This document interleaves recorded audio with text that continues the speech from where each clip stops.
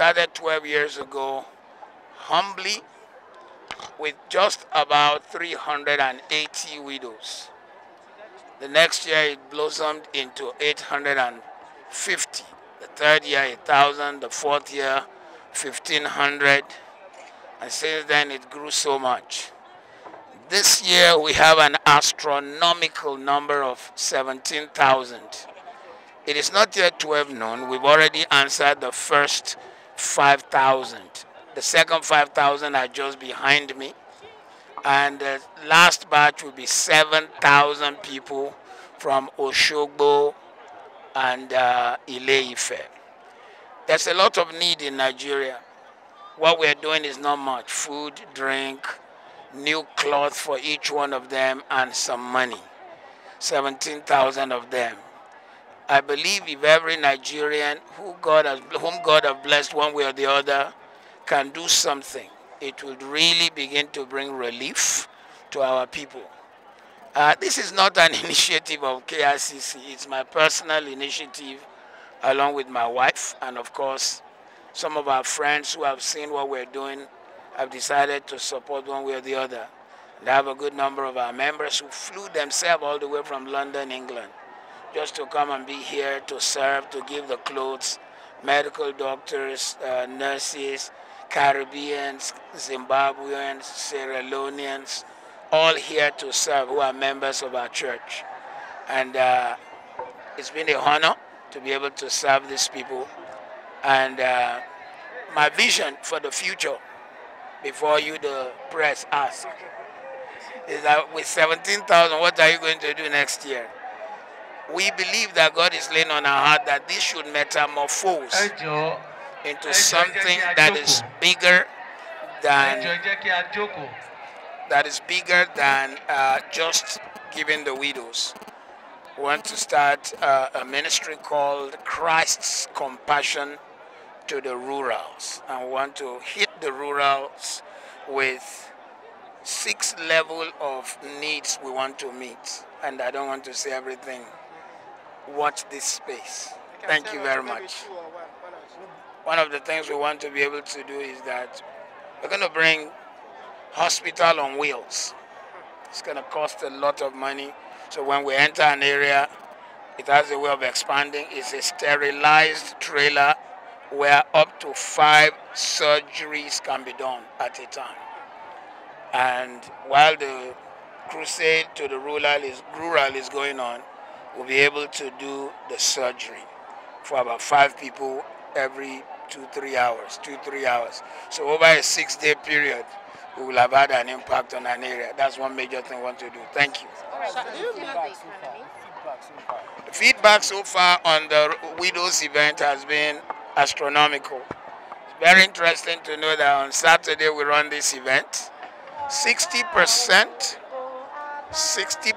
of the people who come are Muslims. We have not discriminated. We don't discriminate. Of course, we will play gospel music. We'll preach the word. But we do not want to know whether you're a Muslim or a Christian when collecting the cloth and money. Need does not know religion. And when we do it on Saturday, the interesting thing is that on Monday, the mosque in Odeomu, I am their prayer point. They go on their speakers and announce that people in the mosque should pray for me, that God will continue to help me to make it happen every year. And I guess the prayer has been answered because it has ballooned every year. And some of the widows have testified to the goodness and grace of God. Maybe before you folks leave, we'll organize for you to meet the Arrowhead leaders. There is somebody who is the head of a widows association in Modakeke. She brought almost 5,000. There's one who is the head of widows from Oshogbo. She brought almost 4,000. There's one who is the head of widows in Ikoyi, Ishokan, Akpomu, Ikiri. They are almost 3,000. We'll let you meet those Arrowhead leaders so that you can interview them and get an independent opinion. They will be able to say what impact it is making in their area. All right. Sir, every year the number keeps increasing. This year you have 17,000. Does this not tell you that there's poverty in Nigeria and what can be done? Well, there's poverty in the country, and I believe that the nation can do more. Let those who have some amount of reprieve for themselves remember the needy, minister to people. Don't just give them little relief. We are doing this interview today on King's University premises. King's University, Odeomu, Osun State, is the initiative of KICC. The first year of our takeoff, every student was on scholarship, tuition and boarding. And my family was responsible for paying for 40%. And we are now in our third year. My family still gets involved in paying some of the tuition.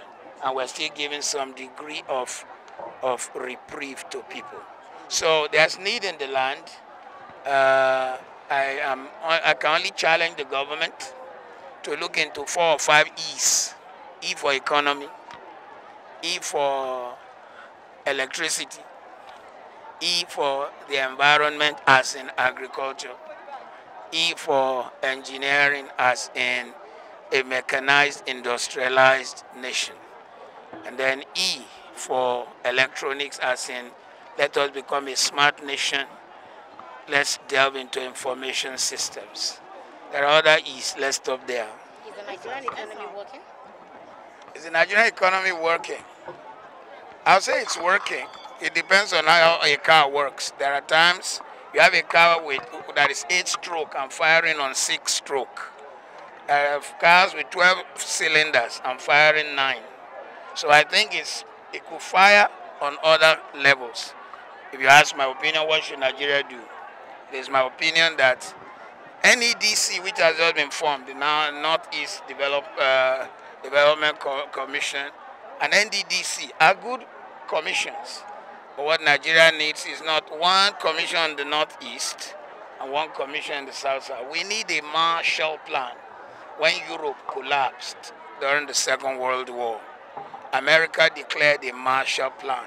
America rolled out money and helped to rebuild Europe that was destroyed by the Second World War. We need our leaders, our nation, to put aside politics, tribe, culture, and look at the nation holistically. Our roads are not good enough. We need a Marshall Plan, a master Marshall Plan that looks at the whole of Nigeria, not from the eye of who is the one who is a terrorist and can get the attention of the government. There are some people who are quiet. They don't form funny groups. A Marshall Plan will take care of them. Thank you very much. God bless you.